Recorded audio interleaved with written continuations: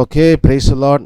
இயேசு கிறிஸ்துவின் சந்ததியாராக இருக்கிற சகோதர சகோதரி யாருக்கும் இயேசுவின் நாமத்தினால் அன்பின் வாழ்த்துக்கள். இன்றைக்கு கூட நம்ம ஆன்லைன் வாயிலாக குடும்ப தேவன் கிருபை செய்திருக்கிறார். நாம் ஜெபித்து இன்றைக்கு கூட நம்ம துவங்கலாம். நம்ம ஜெபிப்போம். எங்களை நேசிக்கிற நல்ல தகப்பனே, இந்த நாளுக்காக நன்றி செலுத்துகிறோம். ஆண்டவர், இந்த நாளுக்கு கூட நம்முடைய கிருபையினால் கூட்டி சேர்த்தீங்களே, நன்றி தகப்பன். இன்றைக்கு நாங்கள் சில காரியங்களை கற்றுக்கொள்கிறோம். அதை கற்றுக்கொள்ள வேண்டிய ஞானத்தை கிருபை தாங்க. நாங்கள் அவைகளை கற்றுக்கொண்டு உம்முடைய மகிமைக்காக அவளை பயன்படுத்த கிருபை செய்யுங்க. எங்களை தாழ்த்தி ஒப்பு கொடுக்கிறோம். இயேசுவின் நாமத்தில் ஜெபிக்கிறோம் நல்ல தகப்பனே, ஆமேன் ஆமேன் ஆமேன். ஓகே, ஸோ நம்ம எப்பொழுதும் போல் ஒரு கர்த்தருடைய வார்த்தையை நம்ம தியானம் பண்ணிவிட்டு நம்ம கிளாஸில் போகலாம். கடந்த வாரத்தில் ஒரு சில விஷயங்களை தியானம் பண்ணியிருந்தோம். அது தொடர்ந்து நம்ம பார்ப்போம். நம்ம சிஸ்டர் ஷீலா இருக்கிறாங்க, அவங்க கர்த்தருடைய வார்த்தையை பகிர்ந்து கொள்வாங்க. நம்ம அதுக்கு பின்பதாக நம்ம பாடத்துக்குள்ளே போகலாம். கர்த்தருடைய நாம மகிமைப்படுவதாக. நம்ம கடந்த வாரத்திலே 1 கொரிந்தியர் 1ஆம் அதிகாரத்திலே உள்ளதான ஒரு காரியத்தை குறித்து பார்த்தோம். அங்கே நாம் பார்க்க முடிந்தது, சபையிலே பிரிவினை இருக்கிறதை பார்க்க முடிந்தது. இன்றைக்கும் கூட அப்படிப்பட்ட பிரிவினைகள் சபையிலேயும் இருக்கிறதை பார்க்க முடிகிறது, கிறிஸ்தவத்திலேயும் இருக்கிறதை நாம் பார்க்க முடிகிறது. அப்படிப்பட்ட ஒரு பிரச்சனை வரும் பொழுது நாம் இன்றைக்கு உள்ளதான தேவனுடைய பிள்ளைகளாகிய நாம் எப்படி அதை மேற்கொள்கிறோம் அல்லது அதை நாம் கையாளும் நிலைமை எப்படியாக இருக்கிறது என்பதை பார்த்தோமானால், நம்ம என்ன பண்ணுறோம் அப்படின்னா, எனக்கு இவ்வளோ பேர் இருக்காங்க, என்னோட ஃபாலோவர்ஸ் அல்ல என்னுடைய ஃபேன்ஸ் ரசிகர்கள் எனக்கு இவ்வளோ பேர் இருக்கிறார்கள் என்று சொல்லி யாருக்கு அந்த ரசிகர்கள் பின்பற்றுகிறவர்கள் இருக்கிறார்களோ அவர்களும் மேன்மை பாராட்டி கொள்ளுகிறதை பார்க்க முடிகிறது.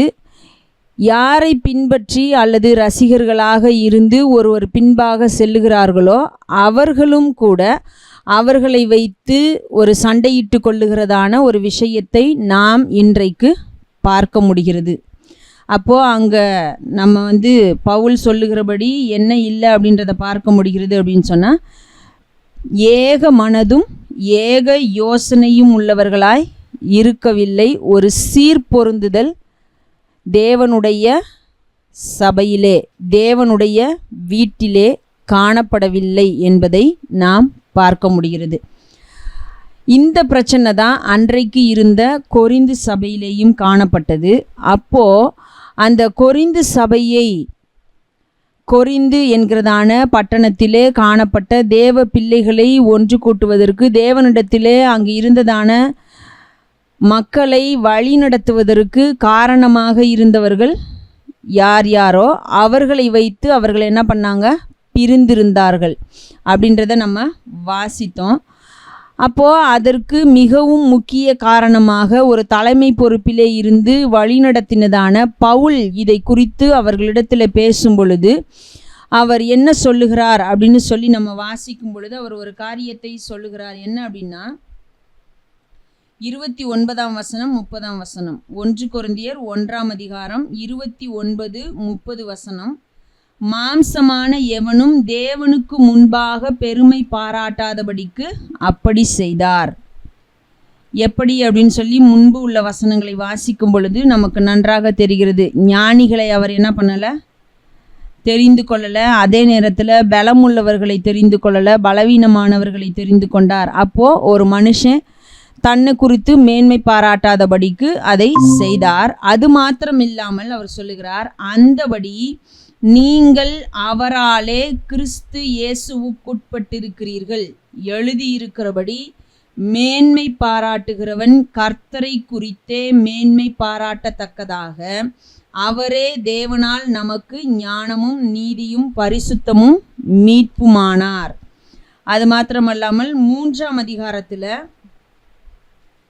நம்ம பார்க்க முடிகிறது, 18ஆம் வசனத்திலிருந்து 22ஆம் வசனம் வரைக்கும். 3ஆம் அதிகாரம் 18 22 வசனங்கள். ஒருவனும் தன்னைத்தானே வஞ்சியாதிருப்பானாக. இவ்வுலகத்திலே உங்களில் ஒருவன் தன்னை ஞானி என்று எண்ணினால் அவன் ஞானி ஆகும்படிக்கு பைத்தியக்காரனாக கடவன். இவ்வுலகத்தின் ஞானம் தேவனுக்கு முன்பாக பைத்தியமாயிருக்கிறது. அப்படியே ஞானிகளை அவர்களுடைய தந்திரத்திலே பிடிக்கிறார் என்றும் ஞானிகளுடைய சிந்தனைகள் வீணாய் இருக்கிறதென்று கர்த்தர் அறிந்திருக்கிறார் என்றும் எழுதியிருக்கிறது.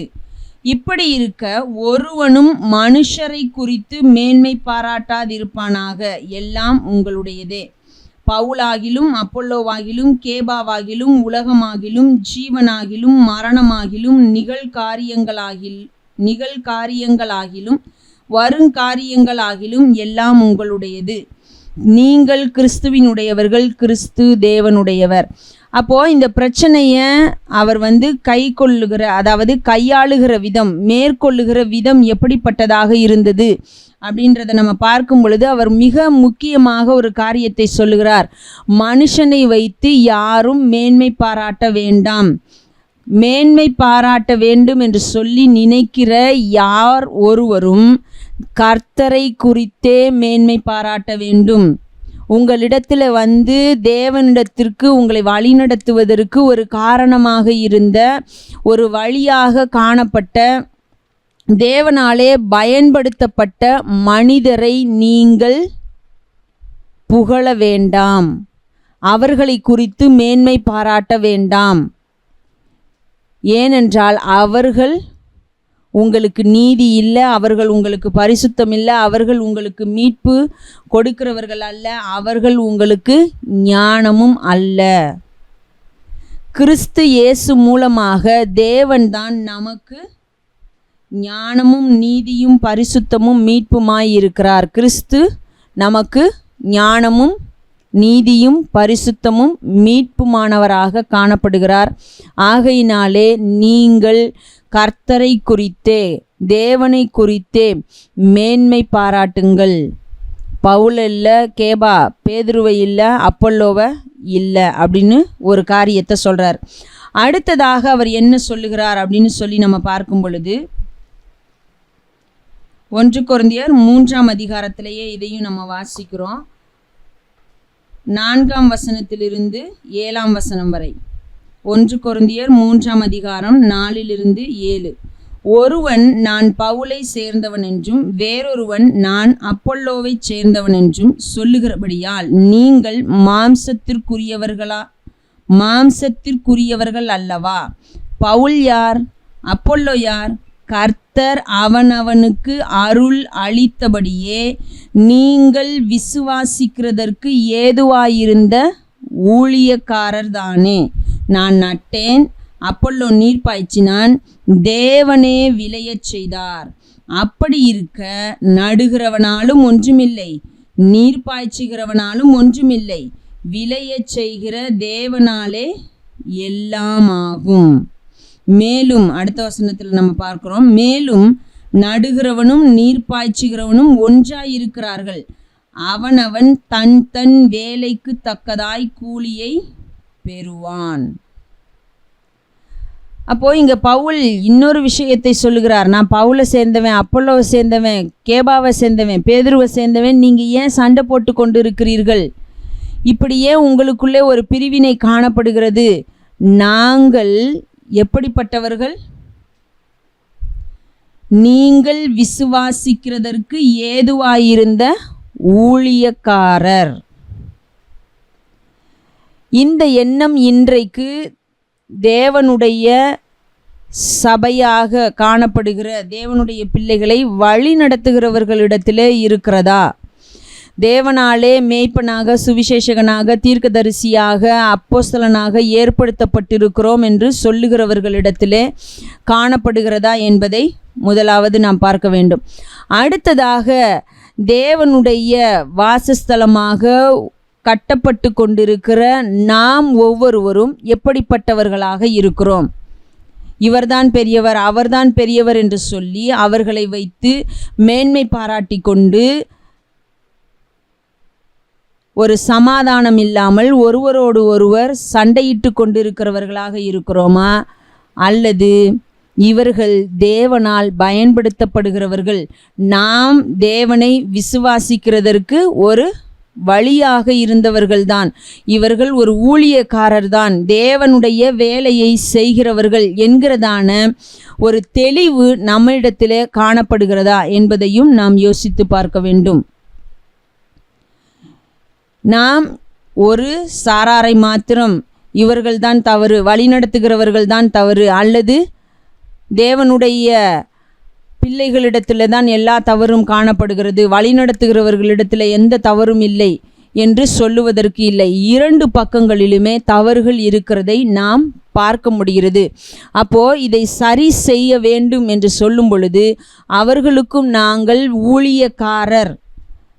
இன்றைக்கு ஊழியக்காரர் என்று சொல்லும் பொழுது அது ஏதோ ஒரு பெரிய அந்தஸ்துள்ள பட்டம் போல, அல்லது என்ன சொல்வது, அது ஏதோ ஒரு ராஜரீக பட்டம் என்று சொல்லி நினைக்கிற அளவிற்கு இருக்கிறது. ஒரு விதத்திலே நாம் தேவனுடைய வேலையை செய்யும் பொழுது நாம் நம்மை தாழ்வாக எண்ணிக்கொள்ள வேண்டியது இல்லை. அதற்காக நாம் ஏதோ சிம்மாசனத்தில் இருக்கிறது போலவும் மற்றவர்கள் எல்லாம் அதற்கு நிகரானவர்கள் இல்லை என்பது போலவும் நடந்து கொள்ள வேண்டிய அவசியமும் இல்லை. ஊழியக்காரர் என்று சொல்லும் பொழுது தேவனுடைய வேலையை செய்கிறவர்கள், அவ்வளவுதான். அதற்கு மேலாக வேறு ஒரு காரியமும் இல்லை என்பதை தேவனுடைய வேலையை செய்கிற, தேவனால் வழிநடத்துவதற்கு நியமிக்கப்பட்டிருக்கிறவர்கள் புரிந்து செயல்படுகிறவர்களாக காணப்பட வேண்டும்.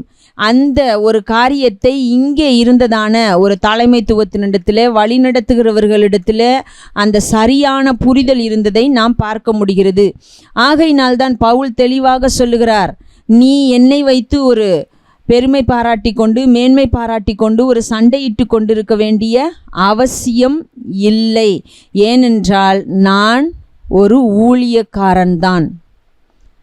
நான் நட்டேன், அப்பல்லோ நீர் பாய்ச்சினான், எனக்குரிய கூலி என்னை அழைத்தவரிடத்திலிருந்து எனக்கு கிடைக்கிறதாக இருக்கிறது.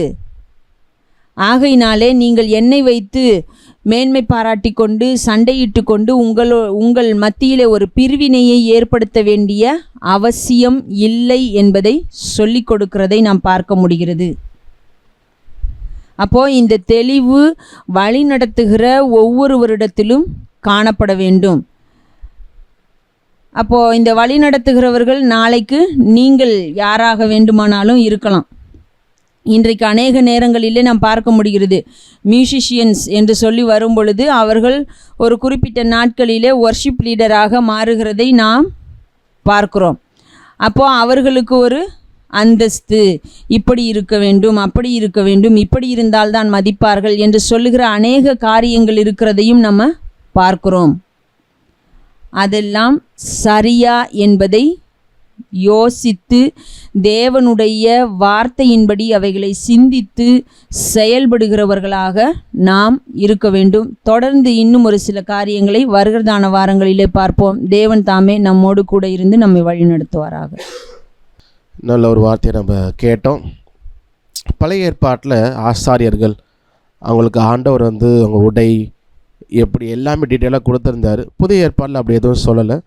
புதிய ஏற்பாட்டில் ஆண்டவர் சொன்னதெல்லாம் நீங்கள் அவங்களில் ஒருத்தவங்களாக இருங்க.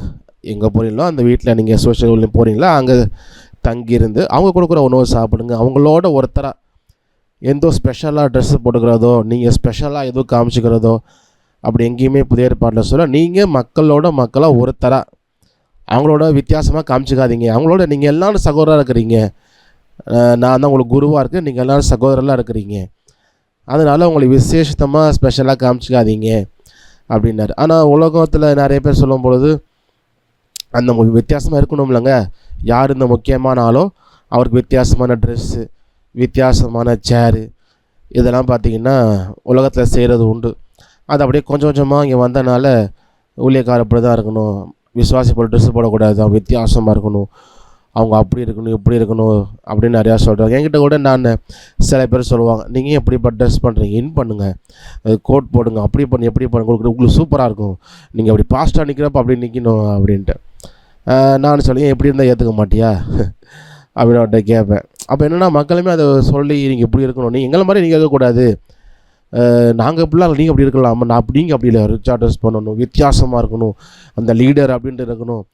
ஸோ அதை மக்களுமே பொதுவாக பார்த்தீங்கன்னா அதை விரும்புகிறாங்க. ஆனால் புதிய ஏற்பாட்டில் அப்படி இல்லை. ஆண்டவர் எந்த ஒரு ட்ரெஸ் கோடும் கொடுக்கல. ஆனால் அவர் நிறைய விஷயங்கள் சொன்னது என்னன்னா, நீ மக்களில் ஒருத்தனாக இரு. இயேசு கிறிஸ்து அப்படி தானே இருந்தார். அவங்கள ஒருத்தராக இருந்து அவங்களுக்கு ஊழியம் கொள்ளும்படி வராமல் ஊழியம் செய்யும்படி வந்தார் அப்படின்னு சொல்லி பார்க்குறோம் இல்லையா. ஸோ அதான் ரொம்ப முக்கியமான விஷயம். சரி, ஓகே. ஸோ நம்ம கிளாஸ் அட்டெண்டாக பார்த்துருந்தீங்கன்னா தெரியும். இன்றைக்கி வந்து தொடர்புடைய தான். நம்ம 2 கிளாஸ் முன்னாடி வந்து நோட் டியூரேஷன் அப்படின்னு ஒரு கிளாஸ் பார்த்தோம். அதுபோல் கவுண்டிங் த நோட்ஸ். ஸோ அதோட சம்மந்தப்பட்டது தான் நோட் டியூரேஷன். என்ன அப்படின்னா, இந்த நோட் டியூரேஷன் சார்ட் நான் பார்த்தேன் இல்லையா, இது எல்லாமே பார்த்திங்கன்னா ஈவன் நம்பரில் தான் நம்ம பார்த்தோம். அது டிவைட் ஆகி வரும். ஃபார் எக்ஸாம்பிள் இந்த செமி ப்ரீவ் அப்படின்னு பார்த்தோம் இல்லையா. செமி ப்ரீவ் அது லென்த்து வந்து 4 அப்படின்னு பார்த்தோம். 4 பீட்ஸுக்கு 1 டைம் வரும் அப்படின்னு பார்த்தோம். இப்போது அதை 2ஆல் டிவைட் பண்ணோம் அப்படின்னா 2 மினிம் நமக்கு கிடைக்கும். ஸோ ஒரு செமி ப்ரீவ் அதை 2ஆல் டிவைட் பண்ணுறப்ப 2 மினிம். அப்போ ஒரு மெஷரில் 2 மினிம் வரும். அதேபோல் ஒரு மினிமம் 2ஆல் வகுக்கும் பொழுது 2 குவார்ட்டர் நோட்ஸ் வரும். அப்போ 4 குவார்ட்டர் நோட்ஸ். அது ஈக்குவல், அதாவது செமி பிரேவோட அந்த மெஷரோட கம்பேர் பண்ணுறது தான். அதே போல் பார்த்தீங்கன்னா மினிம் கிடையாது, குவேவர் பார்த்தோம். குவேவர் அது கிராட்செட்டில் பாதி. ஸோ அதை போல் அப்படி டிவைட் ஆகி பார்க்குறோன்னா ஓரளவுக்கு எல்லாமே ஆல்மோஸ்ட் பார்த்தீங்கன்னா ஈவன் நம்பரில் தான் நமக்கு வந்து வரும். அப்போது இந்த 3, 5 இந்த மாதிரி ஆட் நம்பர்ஸ் வரும் பொழுது, அதாவது ஒத்தப்படை வரும் பொழுது எந்த நோட்ஸ் அப்படி நோட்ஸ் தனியாக இருக்கா, எப்படி வாசிக்கிறது. ஸோ அதுக்குமே அந்த நோட்ஸ் வச்சுருந்தாங்க. அதை தான் என்னென்னு பார்க்க போகிறோம். டாட்டட் நோட்ஸ் அப்படின்றது தான். So dotted whole note. So இது வந்து என்ன அப்படின்னா, நம்ம நோட்ஸ் பார்த்தோம் இல்லையா, செமி பிரீவ், ஹோல் நோட், அப்புறம் ஹாஃப் நோட், அப்புறம் கிராட்செட், குவேவர். ஸோ நிறையா பார்த்தோம். அது எல்லா நோட்ஸுக்கும் பக்கத்தில் ஒரு புள்ளி இருக்கும். இப்போ இதில் பார்த்தீங்கன்னா தெரியும். ஸோ ஒரு நோட்டு பக்கத்தில் மச்சம் இருக்கிற மாதிரி ஒரு டாட் இருக்கும். ஸோ இந்த மாதிரி வந்தது அப்படின்னா என்ன அர்த்தம் அப்படின்னா, இப்போ இங்கே செமி பிரீவ் இருக்கா, இதோட நோட் லென்த், அதோட வேல்யூ வந்து பார்த்திங்கன்னா 4, அதாவது 4 பீட்ஸுக்கு 1 டைம் வரும். இப்போ டாட் வச்சா என்ன ஆகுன்னா, இந்த செமி பிரீவோட வேல்யூ இருக்குல்ல, அதில் பாதியை கூட்டிக்கணும். இப்போ இது வந்து 4 இல்லையா, இதோட நோட் லென்த்து இல்லை நோட் வேல்யூ 4ல் பாதி என்ன 2. அப்போ 4 + 2 எவ்வளோ 6. அப்போ இது வந்து இந்த நோட் லென்த் எவ்வளோன்னா 6 பீட்ஸுக்கு வரும். 6 பீட்ஸுக்கு. ஸோ அது நம்ம எப்படி கணக்கு பண்ணுறோன்னா, எய்தர் ஒரு என்ன சொல்கிறது 3 மினிம், ஏன்னா ஒரு மினிம் 2, அப்போ 2 + 2 + 2 6 அப்படி வச்சுக்கலாம். இல்லாட்டி ஒரு செமி பிரீவ், ஒரு மினிம், இது 4 + 2 6. ஸோ எந்த மாதிரி வேணால் வரலாம். ஸோ அப்போ இந்த டாட் வச்சா என்ன அர்த்தம்னா, எல்லா நோட்ஸுக்குமே அதே ரூல் தான். என்னென்னா, ஒரு நோட் இருக்குது அப்படின்னா அது பக்கத்தில் டாட் வச்சோம், டாட்டட் நோட்ஸ்னால் அந்த நோட்டோட வேல்யூ என்னவோ அதுலேருந்து பாதியை நம்ம ஆட் பண்ணிக்கணும். இப்போ இதோட நோட் வேல்யூ 4ல் பாதி 2, அப்போ 4 + 2 6. அப்போ இது 6 பீட்ஸுக்கு வரும். ஓகேவா? ஓகே. ஸோ அடுத்து இப்போ மினிம் வந்து எத்தனை பீட்ஸ்னால் 2 பீட்ஸ், 2 கவுண்ட்டுக்கு 1. அப்போ பக்கத்தில் புள்ளி வச்சா 2ல் பாதி என்ன, 2ல் பாதி வந்து 1. அப்போ 2 + 1 3. அப்போ 3 கவுண்ட்டுக்கு ஏதாவது நோட்ஸ் பாட்டில் வந்துச்சு அப்படின்னா நம்ம இந்த டாட்டட் நோட்ஸ் யூஸ் பண்ணுவோம். ஓகே. ஸோ இது எப்படி போச்சுன்னா, எய்தர் 3 கிராட்செட், ஏன்னா கிராட்செட்னா ஒரு பீட் 1, அப்போ 3 அப்படி இருக்கும். அப்படி இல்லைன்னா மினிம் ஒரு கிராட்செட் 2 + 1 3. ஸோ மினிம்க்கு டாட் வச்சா 3 பீட்ஸ், அதை நாம் வச்சுக்கணும். அதே போல் கிராட்செட் இல்லை குவார்ட்டர் நோட். ஸோ இது வந்து நமக்கு தெரியும், இதோட வேல்யூ வந்து ஒரு பீட் தான், ஜஸ்ட்டு 1 பீட்டுக்கு 1 டைம் வரும். அப்போ டாட் வைக்கிறப்போ 1ல் பாதி என்னென்னா அரை, ஹாஃப் இல்லையா. ஸோ அப்போது 1 + ½ அப்படின்னு சொல்லும்போது 1.5, 1.5 இல்லையா, 1.5 கணக்கு. ஸோ அப்போது 1.5 சொல்லும்பொழுது எப்படின்னா, நமக்கு இந்த குவேவர் இருக்கு இல்லையா, அது ஹாஃப் கவுண்ட். அப்போ 3 குவேவர். அப்படி இல்லாட்டினா ஒரு கிராட்செட், ஒரு குவேவர், 1.5 கணக்கு. ஸோ அந்த டாட் வந்தால் அந்த நோட்டோட வேல்யூவில் பாதியை ஆட் பண்ணிக்கணும். சரி. அதேபோல் 8th நோட் வந்து ஆக்சுவலாக நம்ம வந்து என்ன சொல்கிறது, 1 and 2 1 அப்படி நம்ம கவுண்ட் பண்ண ஆரம்பிச்சிருவோம். ஸோ இதோட வேல்யூ வந்து கிராட்செட் தான் பார்த்தோமா? ஓகே. ஸோ கிராட்செட்டில் பாதி ஹாஃப், இதோட வேல்யூ ஹாஃப். பாதியில் பாதி என்னென்னா கால்வாசி. ஸோ பாதின்னு சொல்லும் பொழுது நமக்கு என்ன சொல்லுவோம், 1/2. பாதினா 1/2. அதில் பாதின்னு சொல்லும்போது 1/4. சரியா? அப்போது பாதி கால், அதாவது அரை ப்ளஸ் கால் ரெண்டையும் கூட்டினா முக்கால் வரும். ஸோ இப்போ இது கணக்கு வந்து என்னென்னா 3/4. ஸோ அது ஸோ 3/4 முக்கால், அதை ஞாபகம் வச்சுக்கணும்.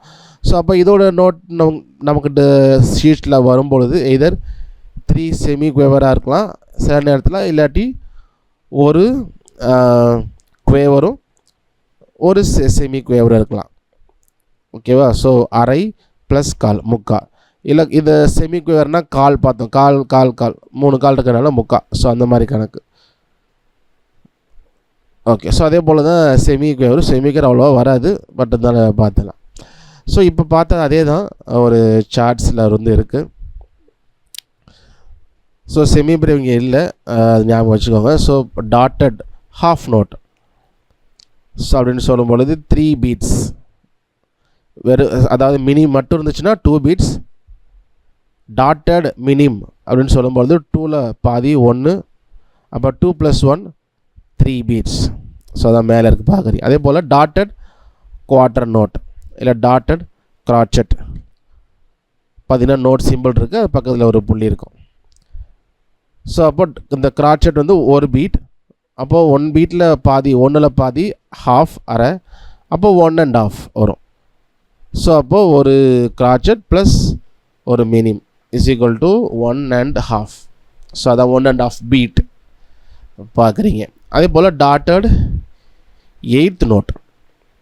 ஸோ 8th நோட் சொல்லும்போது அது பாதி, அப்போ பாதியில் பாதி இந்த புள்ளி வச்சு வந்துச்சுன்னா பாதியில் பாதி கால்வாசி, அப்போ பாதி ப்ளஸ் கால்வாசின்றப்போ முக்கால் வரும். ஸோ அதான் இங்கே பார்க்குறீங்க 3/4 ஆஃப் த பீட். 1 பீட்டில் 3/4 ஆஃப் த பீட். எப்படி நம்ம வாசிப்போம்னா, இப்போ இந்த 1 2 3 4 இருக்குன்னா நம்ம 4 விட்டு 3 கவுண்ட்டுக்கு வாசிப்போம். 3 கவுண்ட்டுன்னு சொல்லும்பொழுது அந்த 1E and அப்படி சொன்னால் அதில் 1E and அப்படி அந்த 3 கவுண்ட்டுக்கு தான் வரும். சரி. ஸோ அதே போல் டாட்டட் 16th நோட், இது வந்து 3/8 ஆஃப் த பீட். ஸோ இன்னுமே ரொம்ப இதாக இருக்கும், நமக்கு ரேராக தான் அந்த நோட் வரும். சரியா? இப்போ இதே நம்ம இந்த மியூசிக் ஷீட்டில் பார்க்கலாம். ஸோ 2 விஷயம் சொல்லுவோம், ஒன்று டாட்டட் நோட்ஸ் அண்டு டைஸ், இது ரெண்டும் சேர்ந்தது தான். ஸோ ஏன் டைஸ் யூஸ் பண்ணுறோம் அது நமக்கு இதில் தெரியும். ஓகே. இப்போ நம்ம வந்து இந்த செமி பிரேவ் இல்லை ஹோல் நோட் அப்படிங்கிறது 4/4ல் ஒரு மெஷரில் 1 டைம் தான் வரும் இல்லையா? 1 டைம் தான் வரும். இப்போது டாட்டட் செமி பிரேவ் அப்படின்னு சொல்லும்பொழுது அது 6 கவுண்ட்டுக்கு வரும். அப்போது அது எப்படி வரும்? மியூசிக் ஷீட்டில் வந்து அந்த என்ன பார் முடிஞ்சிடும் இல்லையா? ஒரு மெஷருக்கு நம்ம அந்த பார் லைன் இருக்கும். அப்போ 6 கவுண்ட்டுக்கு எப்படி இருக்கும் செமி பிரேவ்னா? இந்த போல் தான் இருக்கும். இப்போ இதில் பார்த்தீங்கன்னா செமி பிரேவ் இருக்குது, அடுத்த பாரில் 2 கவுண்ட்டுக்கு என்ன ஒரு மினிம் இருக்குது, ரெண்டும் ஒரே நோட் தான். கீழே ஒரு கனெக்ஷன் இருக்குது, ஒரு வளைவு.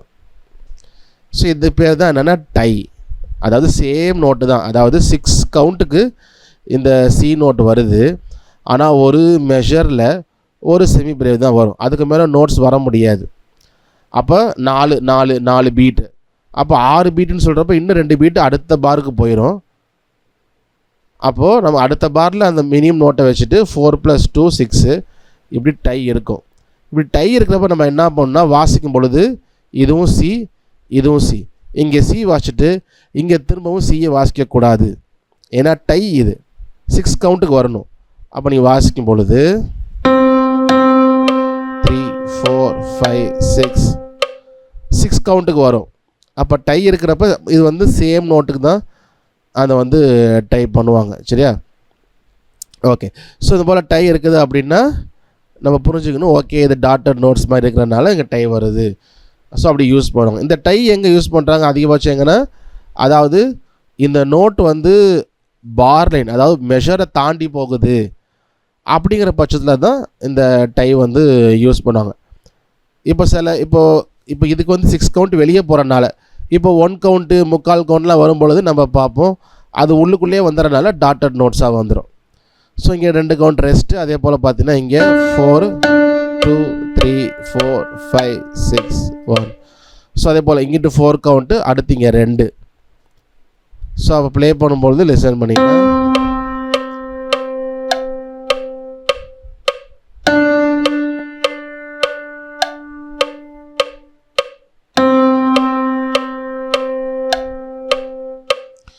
ஓகே, ஸோ அப்போது இந்த டாட்டட் நோட்ஸ் மியூசிக் ஷீட்டில் வரும்பொழுது செமி பிரீவ் டாட் நமக்கு வராது.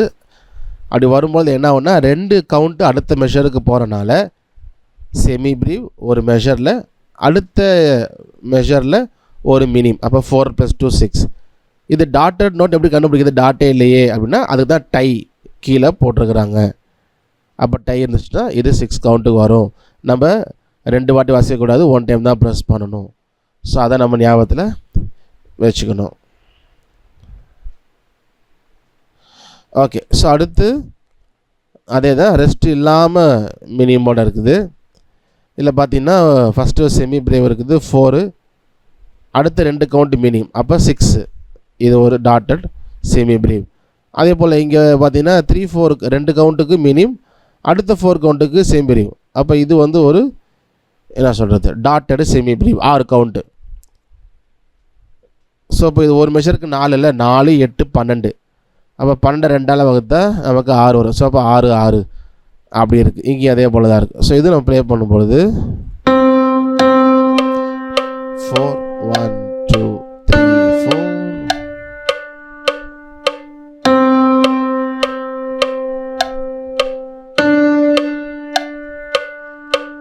ஓகே, ஸோ அப்போ செமி பிரேவ் இல்லை மினி வரும்பொழுது அது இந்த மாதிரி தான் நமக்கு வரும். ஸோ இது ஓரளவுக்கு நமக்கு பெருசாக இதாக இருக்காது. பட் நமக்கு நோட்ஸ் ஷார்ட்டராக ஆக ஆக தான் நமக்கு கொஞ்சம் காம்ப்ளிகேட்டடாக இருக்கும். ஓகே, ஸோ இதில் பார்த்தீங்கன்னா நமக்கு மினிம், டாட்டட் மினிம். ஸோ டாட்டட் மினிம் சொல்லும்போது மினிம் அப்படின்னா 2 பீட்டு, 2ல் பாதி 1, அப்போ 2 + 1 = 3. அப்போது இந்த டாட்டட் மினிம் 3 கவுண்ட்ஸுக்கு வரும். ஓகே, 3 கவுண்ட்ஸுக்கு வரும். அதே போல் இங்கே பார்த்தீங்கன்னா 4th கவுண்ட் ரெஸ்ட் இருக்குது. இது 3 கவுண்ட்டு, 4th கவுண்ட்டு ரெஸ்ட்டு. இந்த ரெஸ்ட் சிம்பிள் வந்து கிராட்செட்டுக்கு இந்த ரெஸ்ட் சிம்பிள் 1 பீட்டுக்கு கிராட்செட் நோட் பார்த்தேன் இல்லையா? ஸோ அதுக்கு ஈக்குவலான ரெஸ்ட் சிம்பிள். அதே போல் 3 ஒரு ரெஸ்ட்டு, 3 ஒரு ரெஸ்ட்டு, அது போல் ஃபுல்லாகவே இருக்குது. ஸோ இது ப்ளே பண்ணும்பொழுது 2 3 4.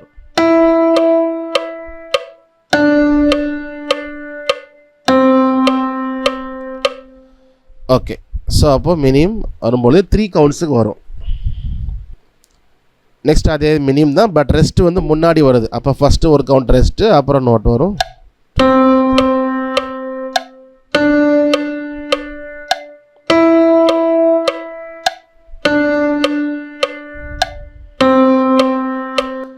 ஓகே, ஸோ அப்போது மினிம் 3 கவுண்ட்ஸுக்கு இது போல் வரும். இதுவும் கூட பார்த்தீங்கன்னா ஃபார் எக்ஸாம்பிள், அதாவது ஜஸ்ட் ஒன்று ஆட் பண்ணி காட்டுறேன். ஓகே, ஸோ இப்போ பார்த்தீங்கன்னா இப்போ நமக்கு வந்து இந்த 3 கவுண்ட்டு மெஷருக்குள்ளேயே வந்தது. பட் மெஷரை ஒட்டினாப்பில் வந்துச்சு, மெஷரை ஒட்டுற இடத்துல அது போல் வந்ததுன்னா நமக்கு இங்கே டை யூஸ் பண்ணுவோம். ஓகே, இப்போ பாருங்கள், இப்போ ஒரு சும்மா ஒரு கிராட்செட் போடுவோம். C C.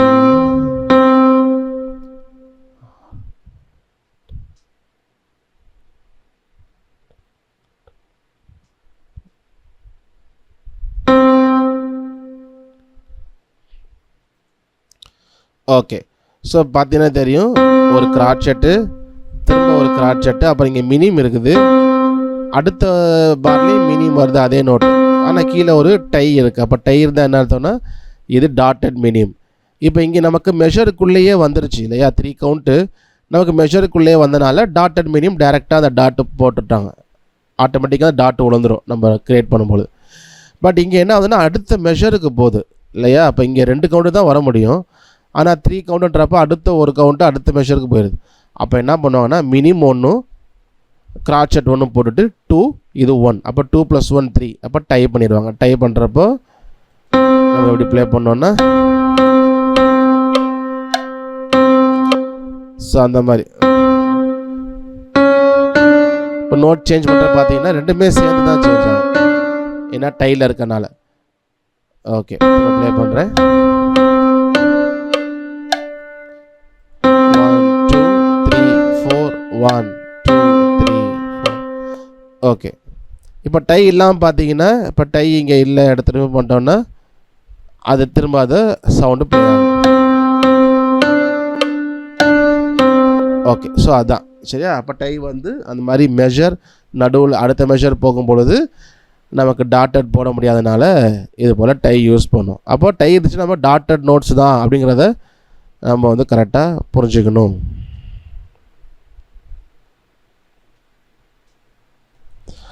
ஓகே, ஸோ அடுத்து கிராட்செட்.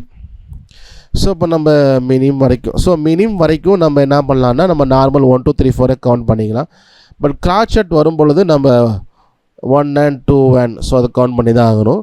நம்ம நார்மலாக நோட்ஸ் பார்க்கும் பொழுது கிராட்செட்டுக்குமே 1 2 3 4 தான் கவுண்ட் பண்ணியிருப்போம். மினிம் போகும்பொழுது தான் நம்ம 1 and 2 and அப்படின்னு கவுண்ட் பண்ணுவோம். ஆனால் இப்போது டாட்டட் நோட்ஸ் வரனால நம்ம 1 and 2 and கவுண்ட் பண்ணி தான் ஆகணும். ஏன் அப்படின்னா கிராட்செட்டோடைய பீட் வந்து 1, டாட் வச்சா என்ன ஒன்றா 1ல் பாதி அரை, 1 + ½ சொல்லும்போது 1 and ½ 1.5. ஸோ 1.5 நடுவில் கணக்கு வரனால நம்ம அண்டு கவுண்ட் பண்ணால் தான் அது கரெக்டாக வரும். இப்போ இங்கே பார்த்தீங்கன்னா கிராட்செட் டாட்டட் நோட் இருக்கா 1.5, இது ஒரு 1.5. ஸோ 1.5 3, இது ஒரு 1. இங்கே டாட் இல்லை, இந்த கிராட்செட் டாட் இல்லை. அப்போ ஒரு பீட். அப்போ 1 and ½ 1 and ½ 2 ஆட் பண்ணால் 3 3 + 1 4. இங்கேயும் 1 and ½ 1 and ½ 3 3 + 1 4. 1.5 கூட்டினா 3 3 + 1 4. ஸோ அதே தான் நமக்கு எல்லாமே இருக்குது. அப்போது ப்ளே ஆகும்பொழுது 1 and 2 அந்த கவுண்ட் தான் வரும். அப்புறம் and 3 and அப்புறம் இது 4 and. ஸோ இப்போ ப்ளே பண்ணோம் அப்படின்னா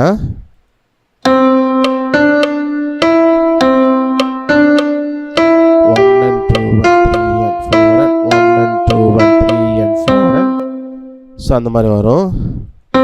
1 and 2 and 3 and 4 and 1 and 2 and 3 and 4 and 1 and 2 and 3 and 4 and 2 and 3 and 4. So அந்த மாதிரி இருக்கும். அப்போது 1.5 அதை நம்ம ஞாபகம் வச்சுக்கணும். இது கிராட்செட் இருக்கிறப்போ. ஸோ அடுத்து குவேவர். நம்ம குவேவர் வரும்பொழுது தான் என்ன பண்ணியிருப்போம் 1 and 2 கவுண்ட் பண்ணியிருப்போம். இப்போ குவேவர் வரும்பொழுது நம்ம 1E and 2E and so அதை கவுண்ட் பண்ணுவோம். ஏன் கவுண்ட் பண்ணுவோம் அப்படின்னா மினிம் அப்படின்னு சொல்லும்பொழுது மினிம்ங்கிறேன் குவேவர் அப்படின்னு சொல்லும் பொழுது அது வந்து அரை கவுண்ட்டு. ஆனால் இப்போ டாட்டடு குவேவர் வந்துச்சு அப்படின்னா அரையில் பாதி கால், அது ரெண்டையும் கூட்டினா முக்கால் அப்படி வரும். ஸோ முக்கால் வந்துச்சு அப்படின்னாவே நம்ம 1 and 2 கவுண்ட் பண்ணி கரெக்டாக போட முடியாது. 1E and அப்படின்னா தான் முக்கால் நமக்கு வரும். 3/4 வரும் இல்லையா. ஓகே, ஸோ அப்போ இது நமக்கு வரும் பொழுது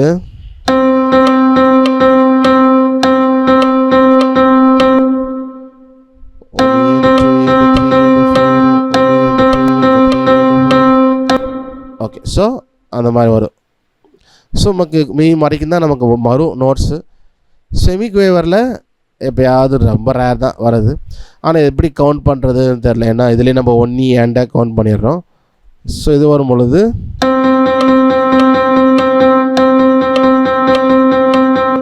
ஸோ அந்த மாதிரி இருக்கும் சரியா.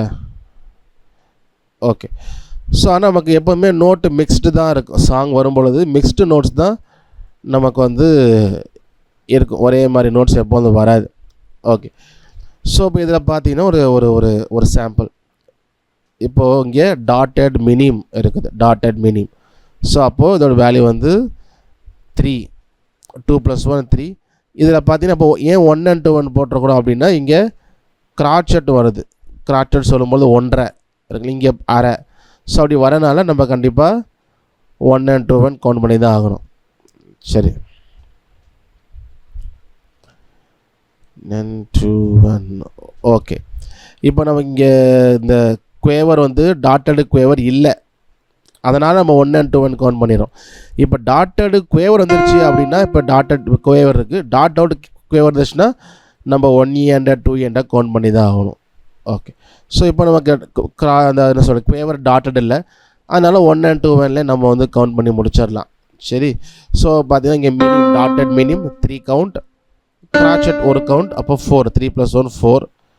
அதே போல் இங்கே பார்த்தீங்கன்னா அந்த கிராச்சட் டாட்டட் கிராச்சட் அப்போது 1 and 1/2, ஸோ 1 and 2 வரைக்கும் வரும். அப்புறம் ஒரு குவேவர் இருக்குது, இது ஹாஃப் அப்படிங்கிறனால அண்டுக்கு மட்டும் வரும். அப்புறம் இது பார்த்திங்கன்னா இந்த கேப் வந்து என்ன சொல்கிறது, இந்த டாட் இந்த ஸ்கொயர் இல்லை செங்கல் மேலே இருக்க லைனுக்கு மேலே ஒட்டி வரும். அப்படி வந்துச்சுன்னா இது வந்து மினிம் உடைய ரெஸ்ட்டு சிம்பிள். மினிம்க்கு அப்படியே ரெஸ்ட்டு சிம்பிளாக இருக்கிறது இது. அப்போ 2 கவுண்டர் ரெஸ்ட்டு. சில நேரம் இப்போது 3 கவுண்டர் ரெஸ்ட்னால் என்ன ஆகும்னா இந்த நோட்டு பார்த்திங்களா, இங்கேயும் டாட் இருக்கும்.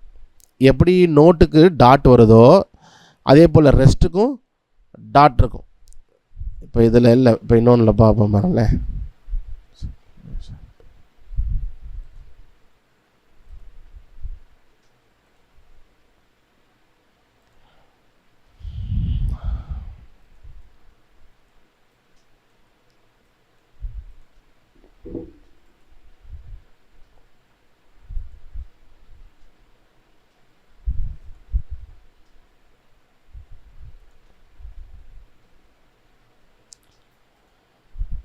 ஓகே, ஸோ இப்போ ரெஸ்ட்டு நம்ம டிவைட் பண்ணும் பொழுது பார்த்தீங்கன்னா 2 கிராச்சட். ஸோ இங்கே வந்து இப்போ 3 இங்கே போட்டால் வந்துடும். ஓகே, ஸோ பார்த்தீங்கன்னா தெரியும் இது வந்து மினிம் ரெஸ்ட்டு, பக்கத்தில் ஒரு டாட் இருக்குது. அப்போ என்னென்னா 3 கவுண்ட் ரெஸ்ட்டு, 3 கவுண்ட்டு ரெஸ்ட்டு. நான் பார் ஒட்டி போட்டனால அடுத்த பாருக்கு போயிடுச்சு 3வது கவுண்ட்டு, ஸோ அதனால தான் வரல. So rest. அதே போல் இங்கேயும் பார்த்தீங்கன்னா இந்த கிராச்சட் இருக்கா, இங்கே ஒரு டாட் ஆட் பண்ணோம்னா 1.5, இங்கே அரை ஆயிடுச்சு பார்த்தீங்க. திரும்ப பாருங்க இங்கே 1 1 2, ஸோ 4 தானே வரும், அப்படியே கரெக்டாக இருக்குது. இப்போ இதை நான் 1.5 ஆக்குனா இது அரை ஆயிரும், அரை இங்கே வந்துடும் பாருங்கன்னா. டாட்டை வந்துச்சுன்னா 1.5, அப்போ இது அரை, அப்புறம் 2. ஸோ அந்த மாதிரி எப்படி நம்ம நோட்டுக்கு வந்து டாட் வச்சா டாட்டட் நோட்ஸுக்கு வேல்யூ சொல்கிறோமோ அதே போல் ரெஸ்ட் சிம்பிளுக்கும் டாட் வச்சோம் அப்படின்னா அதோடைய வேல்யூவும் அதே போல் கூட்டிக்கணும். ஓகே, இப்போ இந்த கிராச்சட் 1 அப்படின்னா கிராச்சட் ரெஸ்ட் அப்படின்னா 1ல் பாதி அரை, அப்போ 1.5 கவுண்ட் ரெஸ்ட்டு. நம்ம கீஸில் கை இருக்கக்கூடாது, ரெஸ்ட் எடுக்கணும். ஓகே, ஸோ இப்போ இதை வந்து ப்ளே பண்ணும்பொழுது நான் ப்ளே பண்ணி பார்க்குறேன்.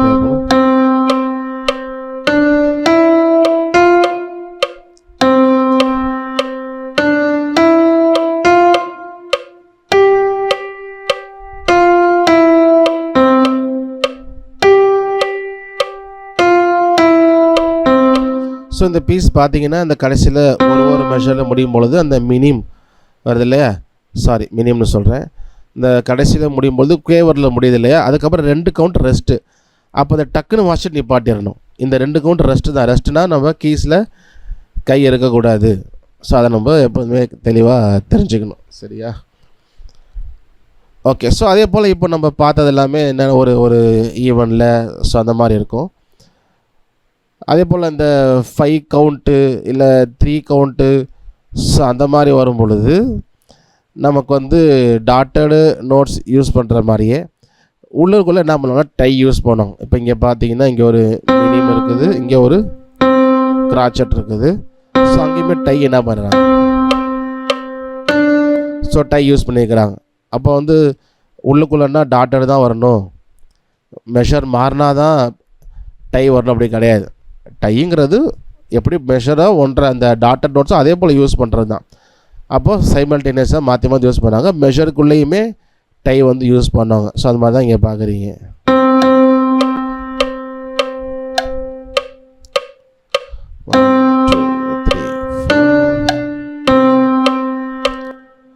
ஓகே, ஸோ அந்த மாதிரி தான் நம்ம வந்து என்ன பண்ணுவோம், கவுண்டிங் வந்து பண்ணுவோம். ஸோ அப்போது கவுண்டிங் அப்படின்னு சொல்லும் பொழுது டாட்டட் நோட்ஸை சிம்பிளாக புரிஞ்சுக்கலாம். ஒரு நோட் வேல்யூவில் பாதியை ஆட் பண்ணிக்கணும். 4னா 4ல் பாதி 2, அப்போ 4 + 2 6. 2 அப்படின்னா 2ல் பாதி 1, அப்போ 2 + 1 3. 1 அப்படின்னா 1ல் பாதி ஹாஃப் அரை, அப்போது 1 + ½ 1.5.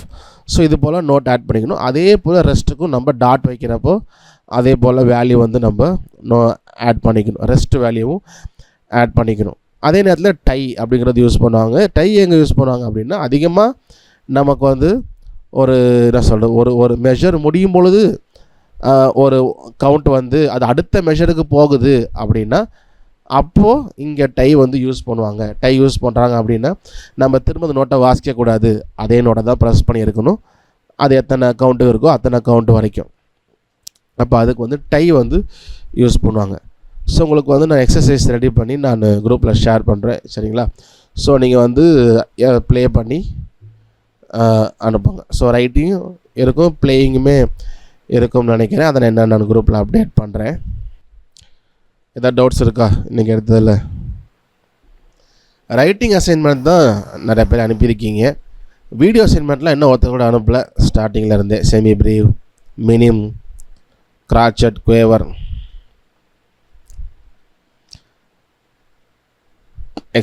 டைம் வேணுமா இன்னும்? சொல்லுங்கள் பிரதர், யூஜின் பிரதர். சார், இந்த ஒரே போன்ல வந்து அந்த நீங்க அனுப்பியிருக்க அந்த நோட்ஸை பார்த்துட்டே அப்படி வாசிக்க முடியல சார். ஃபோனில் பார்த்துட்டேவா? எஸ் சார், வீடியோவும் எடுக்கணும், அதனால முடிய மாட்டேங்குது. இல்லாட்டி பிரிண்ட் அவுட் எடுத்துடலாமே அந்த மியூசிக் ஷீட்டை. சரி, ஓகேங்க சார். பிடிஎஃபாக தானே இருக்குது. பிடிஎஃப் பிரிண்ட் அவுட் எடுத்துகிட்டு நீங்கள் அந்த கீபோர்ட் ஸ்டாண்டில் வச்சுட்டு கிளிக் பண்ணிவிட்டு வாசிச்சு வீடியோ எடுக்கலாம். ட்ரை பண்ணுங்கள். Okay sir. ஆமாம், ஏன்னா ஃபோன்லேயே குட்டியாக இருக்கும், பார்க்குறது கஷ்டம்தான். ஸோ வாசிக்கிறதுக்கு பிரிண்ட் அவுட் எடுத்துட்டா நல்லது. இல்லை நீங்கள் மனப்பாடம் பண்ணிட்டு வாசிக்கணும். ஒரு பீஸை வாசித்து பார்த்துட்டு மனப்பாடம் பண்ணி அப்படி வாசிக்கிற மாதிரி இருக்கும். ஸோ அது கொஞ்சம் எக்ஸ்ட்ரா நமக்கு டைம் தேவைப்படும். பட் பிரிண்ட் அவுட் எடுக்க முடியும். அவைலபிளாக நீங்கள் எடுத்துட்டிங்கன்னா கொஞ்சம் நல்லது தான் மற்றவங்களுமே கூட. ஸோ அதனால் வீடியோ அசைன்மெண்ட் சீக்கிரம் பண்ணுங்கள், நிறையா சேர்ந்துட போகுது. ஸோ மற்றவங்களுமே வீடியோ அசைன்மெண்ட் பண்ணாதவங்க பண்ணி அனுப்புங்க. நான் ஒருத்தர் கூட நான் அனுப்பலன்னு நினைக்கிறேன். ரைட்டிங் மட்டும் நிறைய பேர் அனுப்பியிருந்தீங்க, வீடியோ அசைன்மெண்ட்லாம் ஒருத்தர் கூட அனுப்பலை. சரி, ஸோ அப்போ டவுட்ஸ் இல்லைன்னு நினைக்கிறேன். ஸோ அதுக்கப்புறம் எப்போ டவுட்ஸ் வந்தாலுமே நீங்கள் குரூப்பில் கேளுங்க. நான் வந்து எல்லா விஷயத்தையும் நான் வந்து அப்டேட் பண்ணிகிட்டே இருப்பேன். சொல்லுங்கள் பிரதர் ஷாத்ராக். சார், இதில் இல்லை, எனக்கு 3/4 பீட் இருக்குல்ல சார், அந்த டேப்பிங் எனக்கு கொஞ்சம் சொல்லி தரீங்களா சார்? ஓகே, ஸோ 3/4 வந்து நம்ம சாங் பாடும் பொழுது அந்த ரிதமுக்கு வரும் பொழுது 3மே கவுண்ட் பண்ண மாட்டோம். 2 பீட் தான் கவுண்ட் பண்ணும். தேர்டு அந்த பீட்டை வந்து ரெஸ்ட் ஓட்டுருவோம். அப்போ தான் நமக்கு அந்த ஒரு நல்ல ஒரு சைக்கிளிங் கிடைக்கும். இப்போ 3/4 சொல்லும் பொழுது இப்போ என்னாலுமே துதிப்பாய், என்னாலுமே துதிப்பாய் 1 2 3 1 2 3. ஸோ அந்த டைமில் வரும். பட் லைவில் நம்ம பாடும் பொழுது நம்ம கிளாப் பண்ணி ரிதமில் வச்சுருக்கும் பொழுது அந்த 1 2 தான் கிளாப் பண்ணும். 1 2 3க்கு ரெஸ்ட் ஓட்டுரும். 1 2 ரெஸ்ட், 1 2 ரெஸ்ட், 1 2 ரெஸ்ட், 1 2 என்னாலுமே துதிப்பாய் என்னாத்து. ஸோ எல்லா 3/4மே நம்ம பாடும் பொழுது லைவில். ஸோ இந்த 1 2 1க்கும் 2க்கும் மட்டும் தான் கிளாப் பண்ணும். ஸோ அது நமக்கு லைவில். பட் சாங் மோஷன் நம்ம ஆட் பண்ணணும். இந்த 1 2 3 இந்த 3/4 அப்படின்னு சொல்லும் பொழுது நம்ம என்ன சொல்கிறோம், நம்ம அந்த கீபோர்ட் கிளாஸில் அண்டர்ஸ்டாண்டிங் ரிதம்னு ஒன்று பார்த்துருப்போம். 3/4னா 1 and 2 and 3 எழுதி ஒரு பாட்டை அந்த கவுண்டிங்கோடு எழுதுறது, சரியா? ஸோ இப்போ நான் கொஞ்சம் அப்டேட் பண்ணியிருக்கேன் லெசன்ஸ் எல்லாம், கீபோர்ட் லெசன்ஸ்லேயும். நான் அது வேணால் ஷேர் பண்ணுறேன். 2 பாட்டு பண்ணியிருப்பேன்னு நினைக்கிறேன். அந்த மரம் நினைத்திரையா இல்லை இன்னும் 2 பாட்டு 3/4 லிரிக்ஸு அந்த 1 2 3 அதில் எழுதுகிற போல் ஒரு அப்டேட் பண்ணியிருக்கேன். நான் வேணால் அதை ஷேர் பண்ணுறேன். அந்த சாங் வந்து 1 2 3 நீங்கள் பேப்பரில் எழுதி 1ல் எந்த சிலபிள் வருது, அதாவது ஒரு சாங் எடுத்துகிட்டு 3/4 சாங்கை சூஸ் பண்ணிக்கோங்க. சிலபிள் பிரித்ததுங்க முதல்ல. சிலபிள் பிரித்ததுக்கப்புறம் ஒரு ஷீட்டில் 1 2 3 1 2 3 அதை போல் எழுதணும், சரியா? இன்னும் நமக்கு டீட்டெயிலாக வேணும்னா 1 and 2 and 3 ஸோ அப்படி எழுதுகிறப்ப தான் நமக்கு ஃபுல் சாங் எழுத முடியும். பட் நமக்கு அது ரொம்ப டஃப்பாக இருந்துச்சுன்னா ஜஸ்ட்டு 1 2 3 எழுதிட்டு இந்த சிலபிள்லாம் எங்கே வருது, மொதல் 1ல் எந்த சிலபிள் வருது, ஸோ அதை போல் நம்ம எழுதும் பொழுது தான் நமக்கு அந்த சாங்குடைய ரிதம் வந்து ஒரு டீகோட் பண்ணுறப்போ நமக்கு கண்ட்ரோல் கிடைக்கும். இங்கே தான் 1 ஆரம்பிக்குது, அதோடு சேர்ந்து பேனா வச்சு கவுண்ட் பண்ணுறது இல்லையா? ஸோ 1 2 3 எழுதிட்டு பாட்டு ப்ளே ஆகுறப்ப நம்ம 1 2 3 1 2 3 பாடிக்கிட்டே அந்த கவுண்ட் பண்ணும் பொழுது நமக்கு கொஞ்சம் அதோட ரிதமிக் சென்ஸ் வந்து கொஞ்சம் இம்ப்ரூவ் ஆகும். சரியா, நான் அந்த இருக்கிற அந்த 3/4 மட்டும் வேணால் நான் அனுப்பல. அந்த ப்ளேலிஸ்ட்டை கூட நான் உங்களுக்கு இந்த குரூப்லேயும் ஷேர் பண்ணுறேன் பார்த்தீங்கன்னா. பட் நம்ம பர்சனலாக இம்ப்ரூவ் பண்ணணும் அப்படின்னா நம்ம ஒரு சாங் எடுத்து சிலபிள் பிரிச்சுட்டு அந்த 1 2 3 4/4னா 1 2 3 4 2 4னா 1 and 2 1 அந்த மாதிரி எழுதிட்டு அதில் பிரித்து எழுதணும். சாங்கை ஃபுல்லாகவும் எழுதணும். நம்ம யூஸ்வலாக நம்ம ஜஸ்ட்டு ஃபஸ்ட்டு கவுண்டில் மட்டும் பார்த்துருப்போம், ஏன்னா எடுத்த உடனே எழுதுறது கஷ்டம். இப்போ கொஞ்சம் வாசிச்சிருப்பீங்க, அதனால் பாட்டு இருக்க எல்லா சிலபிளுமே இந்த இதில் எழுதணும் அப்படின்னா நமக்கு ரிதமிக்காக நல்ல ஐடியா கிடைக்கும். ஸோ அதனால் மற்றவங்க கூட அதை பண்ணுங்கள், நான் குரூப்பில் ஷேர் பண்ணுறேன். சரியா?